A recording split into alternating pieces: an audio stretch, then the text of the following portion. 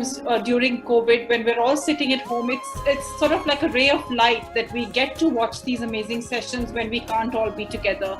It certainly brightens up my evenings. आज pandemic में हम डिजिटली जयपुर लिटरेचर फेस्टिवल कर रहे हैं और मुझे लगता है कि हमारे सामने श्रोता नहीं है, हम आपस में बात कर रहे हैं, लेकिन उस फील को, उस उमंग को महसूस कर सकते हैं कि हजारों लाखों लोग हमसे जुड़े हुए हैं, हमको सुन रहे हैं और कहीं ना कहीं कोई एक सार्थक हस्तक्षेप हो रहा है. People who came online to view and listen to our incredible speakers from across the world, we were able to continue in our tradition of ensuring the free flow of knowledge and information.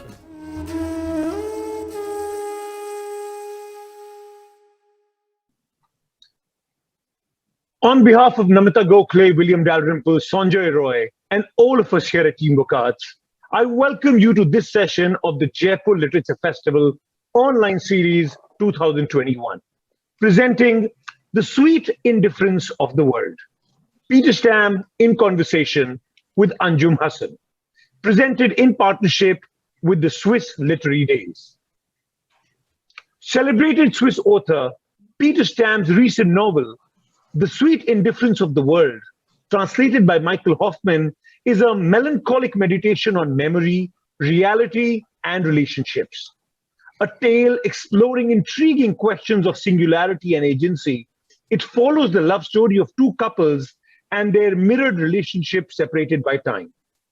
With his delicate yet complex prose, Peter blurs the lines between past and present, fiction and actuality, in his attempt to force answers of questions yet to be asked. In conversation with novelist, poet, and editor Anjum Hasan, Peter explores the fundamentals of human yearning and the complexities of the real versus the imagined. Peter Stamm has published 8 novels, 5 collections of stories, 3 children's books, and several radio and stage plays. His books have been translated into 39 languages. He has won numerous awards. In 2013, he was shortlisted for the Man Booker International Prize. Before taking up a career as a writer, he was working as a journalist for multiple publications. Anjum Hasan, author of several works of fiction, which have been shortlisted for the Sahitya Academy, Hindu Best Fiction, and Crossword Fiction Awards. Her latest book, A Day in the Life, won the Value of Words Fiction Award in 2019. She is currently a New India Foundation Fellow. Ladies and gentlemen, all our sessions that have been broadcast till now have been archived and are available on this site in the Mughal Tent venue, and also on our Facebook and YouTube channels. Before we begin our session today, we have a short message from Mr. Olivier Fink, Charge d'Affaires, Embassy of Switzerland to India and Bhutan. Excellencies, ladies and gentlemen, dear friends, a warm welcome from the Embassy of Switzerland in New Delhi to all of you, wherever you are. My name is Olivier Fink. I'm currently the Charge d'Affaires of the Embassy of Switzerland to India and Bhutan, and it is my honor to virtually open this online extended session of the Jaipur Literature Festival. I would like to greet our tonight's guest star, Mr. Peter Stamm, a celebrated Swiss author. We are all very excited to listen to him. Mr. Stamm, many thanks for having accepted our invitation to India. I hope to be able next time, pandemic permitting, to share with you a glass of sparkling apple wine from your home canton at the residence of Switzerland. In October 2020, when the pandemic pushed the world in a lockdown, the official Swiss network launched a variety of online activities. The embassy, with the Swiss Arts Council Pro Helvetia, launched the Swiss Literary Days. These series, like tonight, featured various Swiss artists in collaboration with different partners in India. Considering Switzerland's diversity, it seems hard to talk about a Swiss literature. Perhaps it is also the case in India. Switzerland's identity is always more multiple than single. It is obviously its richness. Rather than one national literature, we are lucky to have numerous Swiss authors, may they write in one of our languages, German, French, Italian, or Romansh. Thanks to the different linguistic affiliations, Swiss writers are naturally open to promote their art abroad, all around the world. They also are prone to translation, something the Swiss government actively supports, not only as country branding, but for the own good of our national common understanding. I believe this gives the Swiss artists a unique curiosity for other cultures. It is the embassy's privilege to present Swiss novelists to the Indian public, who loves to read and is ever hungry for books in general and foreign literature in particular. Now, on a day like this, let's start our Swiss literary journey in strange gardens or unformed landscape, to the back of beyond, where the sweet indifference of the world offers no other answer than questions. But do not worry, it is just a flavor of freedom. Excellencies, ladies and gentlemen, dear friends, please enjoy this exquisite escapade with Mr. Peter Stamm. Ladies and gentlemen, we now present to you the sweet indifference of the world. Peter Stamm in conversation with Anjum Hasan, presented in partnership with the Swiss Literary Days. Over to you, Anjum. Thanks so much, Ankur, and welcome, Peter. I believe you're in Paris at the moment, though you're usually based in Switzerland, as we know. And I can see some empty shelves behind you, and it seems you're doing something out in Paris which is related to your work as a writer. So I wondered if you want to tell us just a little bit about what you're doing in Paris before we launch into your books. Yeah, it's a retreat for artists from all over the world. It's called Cité des Artistes. So there are, I think, about 280 studios here. And I have a studio for 4 months, and I'm writing a book about a film crew doing a film about an author, while an actual film crew standing next to me is doing a film about my work. So it's a very postmodern situation, I think, but it's great fun. And Paris is, as always, beautiful. The part of Paris you see in my background is not the best part of Paris, obviously. Yeah, but you seem to enjoy conundrums, circular structures, riddles, wheels within wheels. One notices a lot of these elements in your novels. Certainly the latest one, from which the title of this talk is taken, The Sweet Indifference of the World. So the festival very kindly sent me a copy of the novel. Before it came, I was reading a couple of your other books, all of them translated, I should mention, from the German. And so we will talk about The Sweet Indifference of the World, but I'd also like to pull in a few of your other titles. And I'd actually like to start with something that I saw forming a kind of echo between the latest novel, The Sweet Indifference of the World, and a novel you published 4 or 5 years ago called To the Back of the Beyond. Now, Sweet Indifference of the World is, again, a very enigmatic, in some ways, mysterious, let's say, novel about an older man, a writer, who discovers that his whole life, or let's say at least the highlights of his life, the book he wrote, the relationship he had with a woman when he was younger, are all being replayed in the life of another couple, much younger than him. So he seeks out this younger woman, this younger version of the woman he used to love, and he starts to tell her his story. So that's very, very, very broadly the plot, if one can call it that. To the Back of the Beyond is also compelling in its mysteriousness.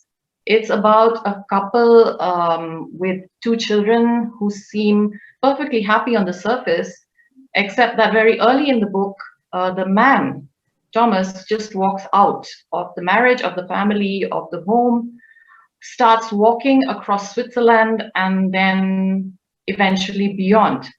Now, one thing that struck me about both these books, and it's also there, I think, in some of your other work, it's to do with the characters sort of feeling disconnected from reality, or at least disconnected from society, unmoored, as if they don't have strong enough bearings. And the word that you use is gravity in both these books. And there's the feeling when her husband disappears, Astrid says she felt like gravity was not holding her down anymore. And curiously, Thomas, who's the man, the character who's leaving, when he's going out of the village where they live, he speeds up. As long as he's in the village, he's sort of feeling pulled down. But the minute he leaves the village, you say it's as if the gravitational field of the village was holding him back. But when he left, he could just float free. And I noticed the same thing about your character Magdalena in Sweet Indifference of the World. You say that she had a very light gait, she had a very light step. It was almost as if she was floating above the surface of the street or of the realm in which she was. So would you like to comment on this interesting weightlessness of your characters? I was actually not aware of that. You're the first one who tells me about it. I mean, you have some images that come back over and over again in your book. I'm sure you must have that too. Yeah, it's. I mean, all of my characters are somehow characters in special situations in their lives when they somehow get this step. Well, change something in their lives or go away from their old lives and start something new. So that's probably the lightness, because we are very heavy with all the stuff we own, with all the relationships we have. And I think they're all probably looking for some kind of lightness, freedom, just to get rid of everything. I mean, one person in one of our books burns all his books, for example, or throws away, burns all his furniture, just to get rid of all the stuff we have, all the relationships. Yeah. And maybe it's even a Buddhistic thing in a way. It is this being completely empty and just in the moment, live in the moment. I wonder if I have read that story you referred to. Did you say it's one of your short stories? Because I remember there's this very moving story about a young man and his first love, Lucia, and she is very close to him to begin with and then drifts away and is quite nasty, and he just starts burning everything. And what he can't burn, he hacks to pieces and drives up in his car and leaves, abandons in some spot. So that's the story you're talking about. Yeah, that's I can't remember the name. I can't remember the name of it, but that's a very affecting story too. You can't remember the name either, Peter. I think it's Die Verletzung, the hurt or something. The German one. The English title, yeah, but the wound, I know it's in the collection We're Flying. The Wound, possibly, yeah. I know it's in the collection We're Flying. I think that's where I read it. So it's interesting you say that one reason for this lightness is wanting to break free. But I also felt that it's a sense of losing a grip on reality. It's because when Astrid, the character whose husband walks out, feels that she's floating, it's also a feeling of panic in her, that's creating that sense of disorientation. So I'm not sure where exactly it's coming from, but the word that was repeating in my head as I was thinking of these characters, and I was trying to put it sort of against the word gravity, which is something that holds you down, or sort of a synonym, if you like, was history. And the feeling I got with some of your characters is that the weight of the European tradition whether it's, so when I say tradition, I'm thinking more particularly of literature and art and music and theater and painting. All of that is there in a very fleeting way. It's there in the books the characters read. It's there in the glimpse of a painting in a museum or a snatch of music. But it doesn't feel to me like the characters are held down by it. I don't know if this is something I'm reading into the books, but I had the feeling that it's these characters have sort of floated away from that history. Mm.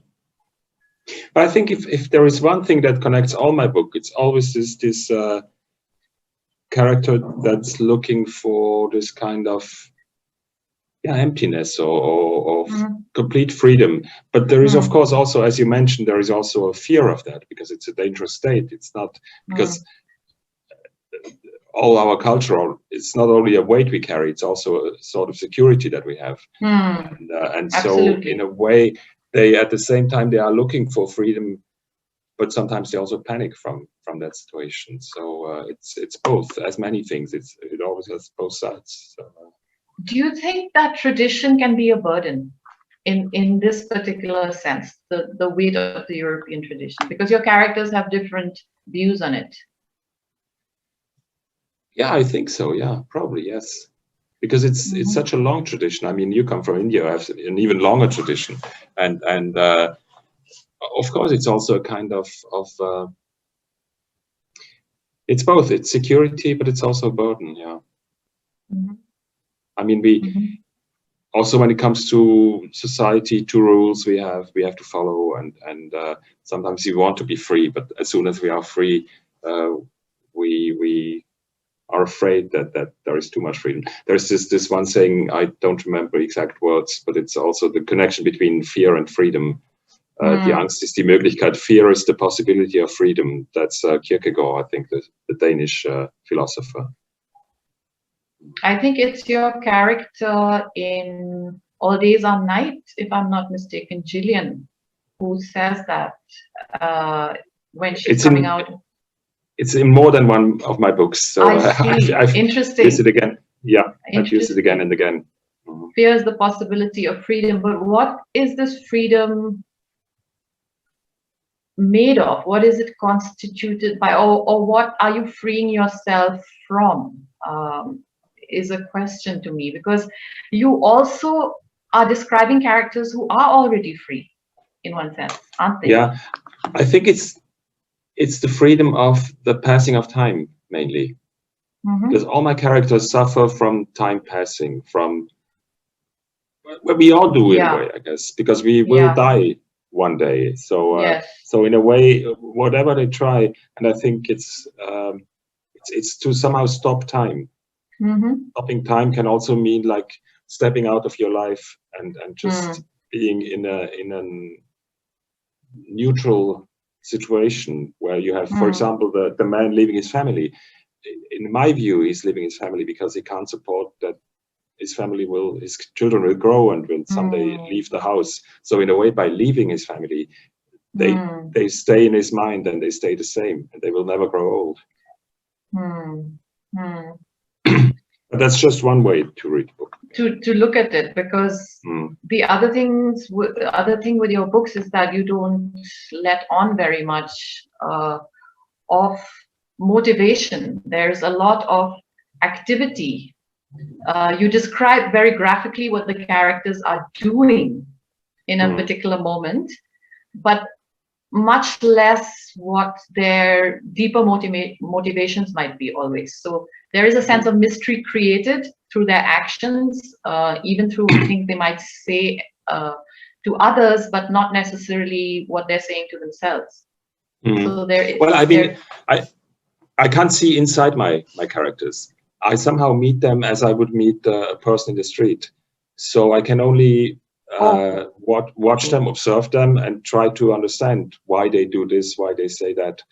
So in a way, it's in the beginning they are complete foreigners to me, and then I just learn to know them by writing about them. That's interesting. So you're not writing out the characters based on motivations you've already ascribed to them. I just watch them. I watch them doing things, and then sometimes much later I realize, oh, that's why they did this, and that was their goal. But I'm never completely sure. Sometimes readers tell me how they have read my book, and then I have to say, yeah, that's you could read it like that. I haven't read it like that, but it's a possibility. Interesting. But they're very busy. Your characters are seem to be doing a lot of things, and you give them a lot of energy to do even everyday things. So there's a lot of description of just walking, or I don't know, cooking, or making a living, or doing things around the house. There's this constant buzz of energy in put into physical activities. And that creates a sense of, I think that adds to the sense of mystery, because you wonder, okay, where is this going? And sometimes, of course, it's, go on, yes. I think I don't use much time to, as you said, I don't describe many things. I don't look inside my characters. So exactly. The rest is mainly action and maybe action. Yeah, it's mainly action. So there's a lot of action. Yeah. Not action. I mean, no shootings, no killings. No drama. That's the interesting thing. The drama is all off stage. A lot of the drama is actually very low key.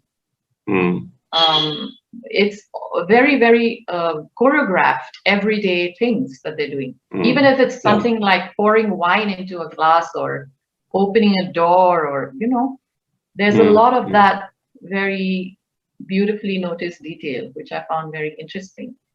But since we're talking about action, the other thing that recurs in your novels is play acting, and you write about actresses. Two of the novels are about, I haven't read all your novels, so I'm basing this on the 3 that I've read.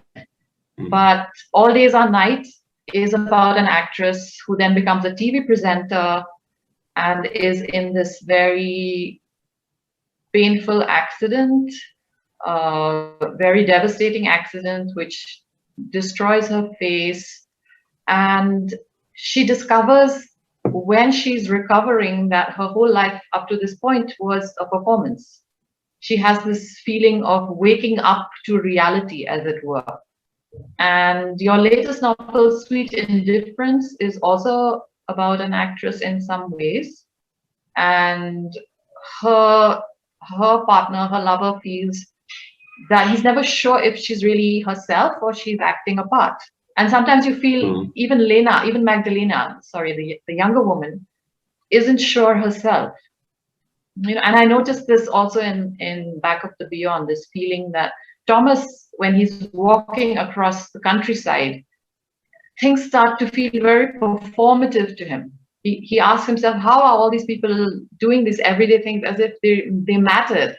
They're also serious about living their lives and doing all this work in making an existence in the country, and it's really hard work, and it all seems completely bizarre and theatrical to him. So that was another interesting theme, the theatrical, the performed. Yeah, it's not. I think it's not just about actors. It's really this feeling sometimes that we look at the world, we look at what people are doing, and think, is this all just a giant play and not really reality? I mean, even our feelings. If you look at how people present themselves in social media, for example, most of it is acting. I mean, it's everybody's smiling, everybody's happy on social media, but you think that's not reality. That's just people mostly playing not very well a life they would like to have. So, and more, I think today, people are not sure anymore, or they get uncertain about their own life because they are not sure anymore. Is this actually? Am I the person I'm showing on Facebook, or am I this other person that's there in reality? So it's something that interests me all the time. Also, relationship between fiction and reality. I mean, because I'm constantly creating fiction out of reality, and that's a theme that's in all my books. In my first book, there is a a man writing a book about his girlfriend, and then in the book she dies, and then there is a question: how does the book interact with reality? Does she die also in reality because she reads the book and somehow reads that?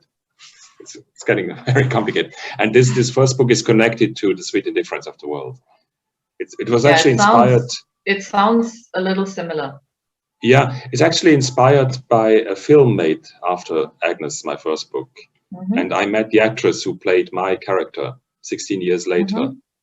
So in a way, I met my own character in real life.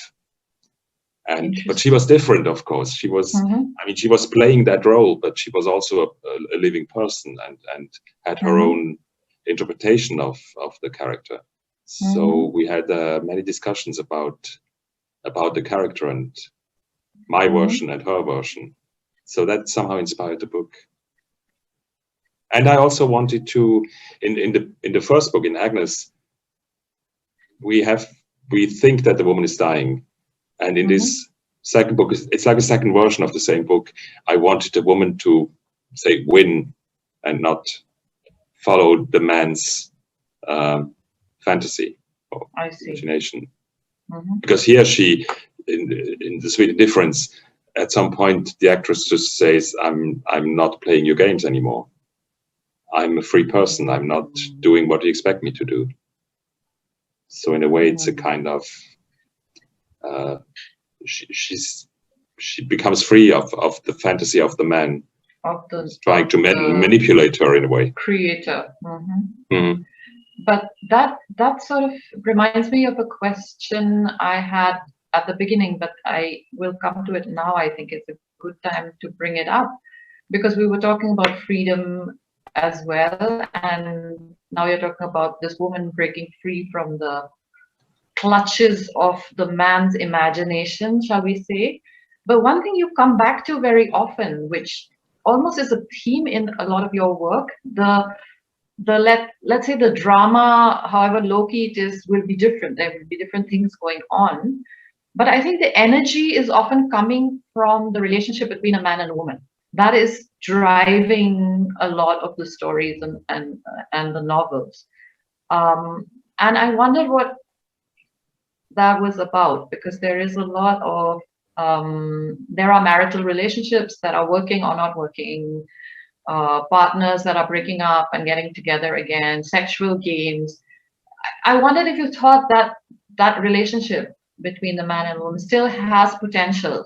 To your mind, obviously it still has potential, but I was curious about how you thought about it, because it's also like the oldest theme in the world in some ways. Yeah, it is, and it still is important to, I would say, 99% of the people. And maybe it's also because I'm living in a country, we don't have Switzerland. I wouldn't say it's a boring country, but it's not a country with big change, say. I mean, we are a very stable society, we are rich.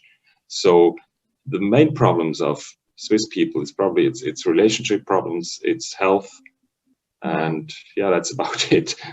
So, but aside from that, I mean, when I have read in different countries, I think it's a theme that's just universal. I mean, Indian people fall in love, Brazilian people fall in love, Russian people fall in love, and it's just when I'm writing, it's not so much about what's happening in the books. Something has to happen, so the book has somehow movement. But I take somehow the easiest stories because it's not what I'm writing, but it's how I'm writing it. I often compare it to, say, Van Gogh, the painter. He painted just random people he met. I mean, he would just pay the woman who was renting his flat or something, or a ward in the psychiatric clinic. It wasn't about who he painted, it was about how he painted that person. True. So to me, in a way, I could take any story. I've sometimes taken like stories of other writers. The Sweet Indifference, To the Back of Beyond is based on a story by Nathaniel Hawthorne. So it's not about being original, it's more about how do I tell this story and how do I deal with time and space and with my characters. But it's interesting what you said about Switzerland having no problems in a way, because that again brings me back to my point about this feeling that you're beyond history, like you've reached the end of history in a way. Yeah, you know? yeah. That feeling. Exactly. Yeah, and there is this line in one of the books, I think it could be in Sweet Indifference, where he says, the character says that, I mean, he was with this girl, he's in love with her, she's beautiful, she's talented, there's every possibility that they can make a life together, or at least have a long-term relationship. She seems to love him back, and yet it's as if it's not enough. And then he says something like, we were in this dream world where everything was possible but nothing mattered. And to me that was like, oh my God, this is like the end of the road, because if everything is possible and nothing matters, how do you give significance to things in a world where everything, that's a crazy point to be philosophically, right? Yeah, but very interesting. I mean, I'm interested in that because I'm pretty sure Swiss people aren't happier than any other people in the world. There is a research about, I think, at $10,000 a year of income, happiness doesn't raise with your income. I mean, you need a certain income, enough food and shelter and not too many sorrows. But then being rich doesn't really make you a happier person. So many people in Switzerland are at that stage. And even on the contrary, because there is always, first, there is the fear that you might lose what you have. Yeah. And second, there is this feeling that, of course, we know that we're exploiting the world. I mean, here in Europe, we know that we can only have so many clothes because many people in other countries are more or less like slaves working for us. So in a way, there is this constant feeling of being guilty that I feel in our societies. And maybe that's why people are so active, running away in a way from their responsibility. The interesting question then would be, what does an artist do? Or what does an artist make or write in a society like that? Because when you were talking, I remembered the figure of the artist in All Days Are Night. Half the narrative belongs to this TV presenter in the accident, and then there's this artist called Hubert who is involved in various projects, but then he reaches this dead end at some point, and he's in this beautiful village, he's on a residency like you are at the moment. He's sitting in an outdoor space, I think it's a summer evening, and he says everything is perfect. The village is beautiful, the weather is perfect, but he has nothing to do. He has no ideas. And that, again, was to me a stunning moment, because it felt like, again, it's sort of, if everything is perfect, and I don't think Van Gogh felt that, you know, there was a sense of belonging to society that you were struggling against. Here, there is no struggle. Everything is at his feet, you know, it's laid at his feet, and he's desperately scrounging around to find an idea to work on. Seeking some kind of opposition, or I don't know. Exactly. Struggle. Yeah. Well, the good thing for artists, I think, also for writers, is that we can, even with that, we can make books. I mean, it's not. He's in a crisis. That's him. But generally, I would say you can, in every world, you can make great art. Sure. And even and that's my society. So I'm interested in how this society works and why this is so. And to me, it's a very interesting situation. Because, as you said, what is there if you have everything? How do you go on? What are your goals? How do you spend your time? To me, it's interesting. I think one thing in your work that sort of maybe answers that question in a roundabout way is nature. And I really love the descriptions of Thomas walking in To the Back of the Beyond, because he's sort of taking the measure of everything through his body. How much can he sustain on just the landscape, on just charity, or on just doing small things and sleeping in the open, even stealing sometimes, But what was central there to me was the walking. And there's a lot of walking, again, probably because of the Swiss landscape and because you do a lot of walking. You do a lot of going into the mountains and walking in the countryside. And to me, that felt like a way of coming back to something, not just for this character, but definitely for this character. The sort of the physicalness of walking as against driving. I mean, he takes pages and pages and pages to go somewhere, and then his wife can just drive there in 15 minutes. And that was, I thought that said a lot. And I wondered if you were a walker yourself. You probably are, but I was curious. Whenever I have a problem with the text, I go walking, and then usually the problem is solved by just thinking and walking at the same time. And it's also a way of getting away from yourself. When you're alone in the mountains, you stop being a person in a way. I sometimes have a feeling when I'm alone in the mountains, I'm just my eyes and my ears and my feet, but I don't feel, I'm completely unrelated to other people, and that's a beautiful feeling. You also get a feeling of your complete unimportance, because in the mountains can just let the stone drop and then you're gone and nothing has happened. So I like that situation.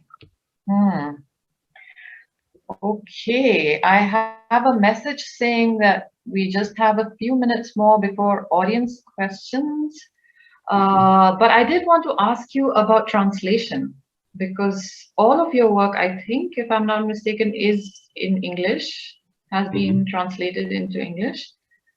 And you're translated by a very well-known, very established translator. And I have to confess, when Jaipur, when the festival asked me if I would like to be in conversation with you, I agreed at once because of the name Michael Hofmann. And I hadn't read any of your work, but I was excited to read a writer who's been translated by Hofmann. So how much does it matter to you that there is this work in English? Do you read it yourself as English texts, and does it in any way, I mean, is it significant to you, the fact that these books have a life in English? It is, yeah. I once was at the Penn Festival in New York, and the same question was asked to one of us European writers, and this writer said, it's not about the money, it's not about the market. We don't need the American market, but it's you just miss so much if you don't read literature from other countries. And I mean, that's the whole point about literature, that we can read each other, and that it's a kind of communication between people, but also between cultures. So I've read so many books from other countries, and it has been so important to understand how the world functions and how people in other, also, I mean, somehow the differences that we have, but also the similarities, that I can read a love story from Japan and completely understand what's happening. So that's why I'm so happy that there is an English translation, but also a Chinese translation, and all kinds of translations. Because I would say I probably about 50% of the books I've read, I couldn't have read if there were no translations. And I'm so grateful to translators that they made it possible for me to read Chekhov or to read whoever. Absolutely. And especially in a country like India, where you have so many languages, what would you do if you didn't have translations? You would be. And a lot of us actually are reading through English. I know, yeah. So thanks, Michael. So we have, sorry? Thanks, Michael. Thanks, Michael. Absolutely, and I think they're fabulous translations as well. Very, very, very, very smooth, I think. We have a few questions from the audience, if you would like to take them. There is one question from Sanya, who asks, are there any autobiographical parallels between you and the central character Christoph? She's talking about the latest novel. Yeah, actually, I'm not interested in that.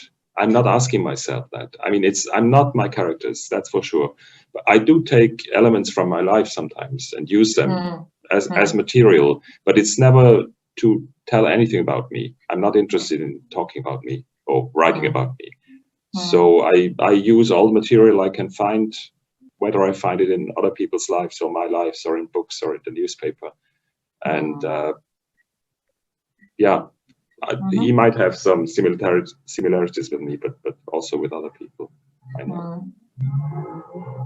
Okay, there's a question from somebody called Ranjit. Usually authors say they inhabit the spaces their characters inhabit, even if it's for a short while. But you said your experience is of meeting them on the outside as if on a walk. Are you not tempted ever to go deeper into them? Well, I want to understand them, but it would be fake to pretend I can watch into their heads because I can't. So in a way, to me, they are foreigners, and I try to understand them by watching them and listening to them. But I can't. I could, of course, just invent something, but that's not a way to understand them. So the only way for me to understand them is to meet them.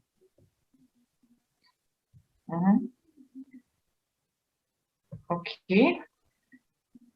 A question from Emma Walter. Christoph meeting his younger alter ego Chris is an interesting introspection of the self. What was the idea behind setting the two characters who are very much alike in disdain of each other?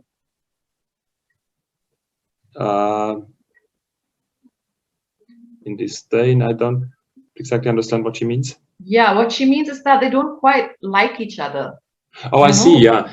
I mean, well, I mean, we should probably all ask ourselves: would you like yourself if you met yourself as a young woman, as a girl? I'm not so sure, and there is also, of course, a tension because if somebody comes to me and tells me you're living my life, you're following my life and doing exactly the same thing, I wouldn't be happy. I mean, I would feel he would somehow trespass. And also for the older one, because at some moment he has a feeling that his life is disappearing while the young man is living his life. So in a way, it's like rolling up the thread of his life. Exactly. So there is this tension, I think, between the two. And maybe even the old man is maybe even envious of the young man because he still has his whole life in front of him, and while the older one is closer to the end. So I think that's a very complicated relationship between the two. That's probably what interested me in the book. Yeah, who gets the better of the other is the question, in a way, I think. I mean, there is this moment where he thinks I should kill the young man. Yeah. So even it goes that far that he has really aggressions against the young man. And he's somehow taking away his girl, even if it's not his girl. But I mean, he recognizes her as. Yes. So there's a question from Alex Watson. What makes for a good story in your opinion? Should readers find themselves in the story, or should it help give readers an escape from life? I mean, the literature I'm interested in is the first. I'm not really interested in escaping life because I'm interested. I'm interested in understanding life, but I can perfectly well understand if somebody wants to escape life and just read whatever fantasy or science fiction. And I'm not saying this is not good literature, not at all. There are so many different ways to write and so many different ways to read. So in a way, we shouldn't make a contest and say this is good writing, this is bad writing. So some people like Chinese food, some people like American food. Neither one is better. Just. But to me, literature was always a means to understand more about the world. So that's the kind of, if I want to be distracted, I go to the movies. It's interesting what you said about how for you the story doesn't matter. You could take the story from anywhere else. And when you said that, I was actually thinking of this whole urban legend about the person who just walks out. It's there, it keeps recurring in so many narratives. There's a famous Indian poet, Dom Moraes, who apparently walked out on one of his marriages that way. He just told his wife he's going to get a pack of cigarettes, and he never came back. And there's a well-known film, Ek Din Achanak, where the man of the house just walks out, and so on. But then it's interesting you mentioned Nathaniel Hawthorne, because the one novel I was thinking of is this Finnish novel called The Year of the Hare. Have you read that, Arto Pastina? No. Okay, it's very similar. It's a very similar story. I think it's a story that has been told many times, and I actually it's called Wakefield, the story by Hawthorne that I based my book on, and it was given to me by Michael Cunningham, the American writer, and he said this is something you have to read, and I gave it on to a Colombian writer I'm friends with, and said this is something for you. So we might end up to write the same story, all three of us, but it won't be the same book. It can't be, because this Finnish novel I'm talking about is also about a man who is driving one day and he sees he injures a rabbit, he injures a hare, and he feels he has to get out of the car and do something about it. And then he says, why should I go back? There's nothing for me to go back to. But it's so Finnish. I mean, the whole everything about the character, the humor. So I guess that just reiterates what you're saying, that it will not be the bare bones of it may be the same in the sense of the myth of the person who leads, but everything else is going to be different. But it's interesting I've once said if people want to read something they don't know yet, they read the paper. But if you read in literature, you don't want to read what you don't know. You want to somehow read what you already know, I think. So literature can tell the same. So it's like in church. You don't go to church to learn something new. You go to church because it's a kind of ritual that's over and over again the same thing. And in literature, in a way, it's the same stories over and over again since the beginning of literature. And that's fine. I think that's a nice note on which to end. Thank you so much, Peter. I really enjoyed the conversation, really. Thank you. Enjoyed the insights, and I will hand it over now to Anubhav Tyagi, or is it Ankur? Yeah, that's right. Thank you, Anjum. Thank you so much, Peter and Anjum, for what a wonderful discussion and what an incredible session this was. And thank you all for being such a great audience. On behalf of all of us, please stay safe, and we will see you next week on the 30th of July with GLF First Edition at 7 p.m. Indian Standard Time and Jaipur Literature Festival online session at 8:30 p.m. Indian Standard Time. Thank you once again.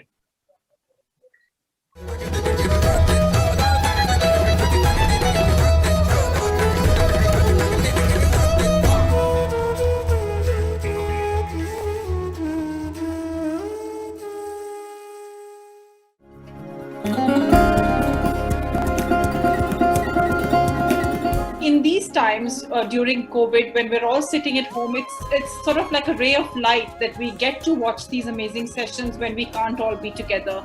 It certainly brightens up my evenings. आज pandemic में हम digitally Jaipur literature festival कर रहे हैं और मुझे लगता है कि हमारे सामने श्रोता नहीं है, हम आपस में बात कर रहे हैं, लेकिन उस फील को, उस उमंग को महसूस कर सकते हैं कि हजारों लाखों लोग हमसे जुड़े हुए हैं, हमको सुन रहे हैं और कहीं ना कहीं कोई एक सार्थक हस्तक्षेप हो रहा है. People who came online to view and listen to our incredible speakers from across the world, we were able to continue in our tradition of ensuring the free flow of knowledge and information.